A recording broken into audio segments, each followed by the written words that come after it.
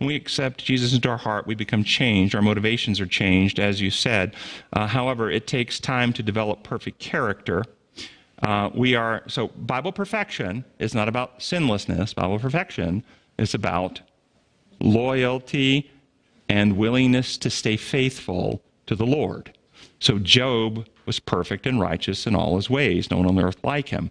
He wasn't sinless, but he could not be shaken out of his trust of the Lord. Even if he didn't understand everything, which he didn't, he was still loyal and faithful.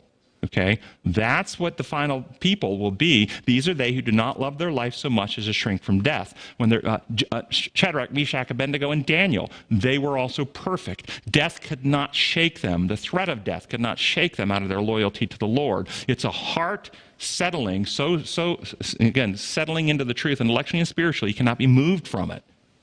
Okay? Even the threat of death will not move you from it. That's the Bible perfection. Not about specific task performance. We are not instantly perfectly restored. I believe that some Ellen G. White Bible references of Jesus' robe of righteousness covering us may account for this period of time, because the reality is that we have made a choice for God. That we are. What's your view on this? No, my view on this is that as soon as you accept. Okay, so. My view is that as soon as you've accepted Jesus Christ as your Savior, your heart has been changed from the natural heart is enmity to God. The natural heart, enmity, does not trust. Abraham trusted God. That means his natural heart had changed from distrust to trust. After his heart had changed, God recognized the change. God recognized him as righteous. What does that mean? He's set right. That's what it means. Justification is setting that which is wrong or out of harmony. When you justify the margins on your document, you take what's out of order and you put it in order. The heart of the sinner distrusts God. When we are one to trust, the heart is set right with God. The rest of it is just the cleanup process. That's it. And all those who trust God and stay in trust with God, they grow in that trust. They're transformed in that trust.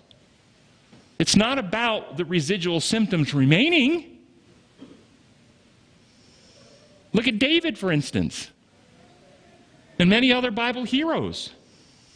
It is about the journey of that faith relationship. The covenant of grace is analogous to the covenant of marriage. He is the groom, we're the bride.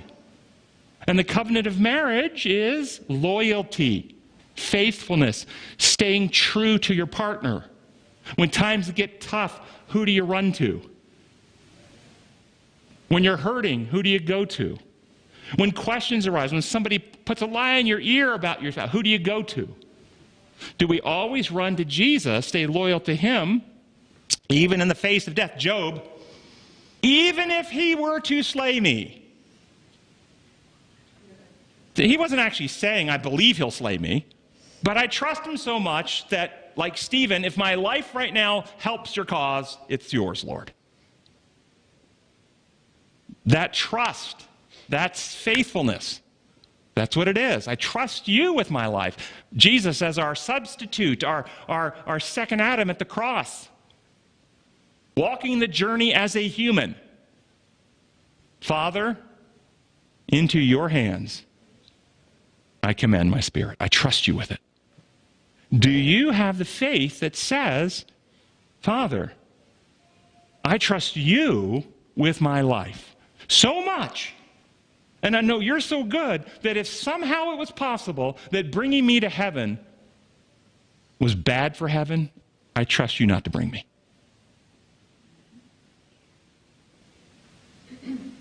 Do you trust him that much? Yes. So, like with Abraham, he was set right, he got his mind right with God, and then he makes mistakes. Is it sort of like a temporary lapse in judgment, but he was still set right? I mean, No. It wasn't a temporary lapse. It was the healing process. So after he set right, he had neurobiological patterns, habit patterns, preconceived ideas, false conceptions, feelings, carnal temptations. All this stuff was still in him. And so after his heart, he's got a new heart. I desire to live perfectly righteous. And this is Romans 7. When you read Romans 7, the things that I want to do, I sometimes don't do, and the things that I don't do, that I really want to do, okay? And so sometimes what happens is, because of our habit patterns, preconceived ideas, biological weaknesses, we will find ourselves in situations where we reflexively act and do things, and we go, oh, that's not the good I wanted to do. See, when you go, oh, that's not the good I wanted to do, that's your converted heart. Well, why did you do it? Because I have a neurobiology that is imperfect, okay? My neurobiology trips me up. I'm sick of it. Oh, who will save me from this biology of death? Okay? The Lord will. Okay? So there's no unconversion, reconversion going on. That's all penal legal stuff. Once you've had the heart change, you want to live free of all that stuff, and you strive in daily growth. But when those things come, you go to the Lord and say, Lord, here's another place that was just revealed to me. I didn't even see it. I was kind of blind to it. I need some help there. And what you find in the life of Abraham is how God helps him. He helps him by bringing him into circumstances where he has to face those insecurities and fears and make choices to either act to protect self or act to trust the Lord. And he ultimately overcame at Mount Moriah. That's when the Lord finally freed him of his own insecurities and fears, and he really became settled at that point when he trusted him with his son. And so the Lord, Ellen White writes, the Lord brings us over the same ground again and again until we gain the victory. Because God can't change our characters. He can't mature us, even though our hearts want to. He can't free us from those things unless we choose in real time him over the temptation. And so a person with a porn addiction will be tempted to go look at porn again.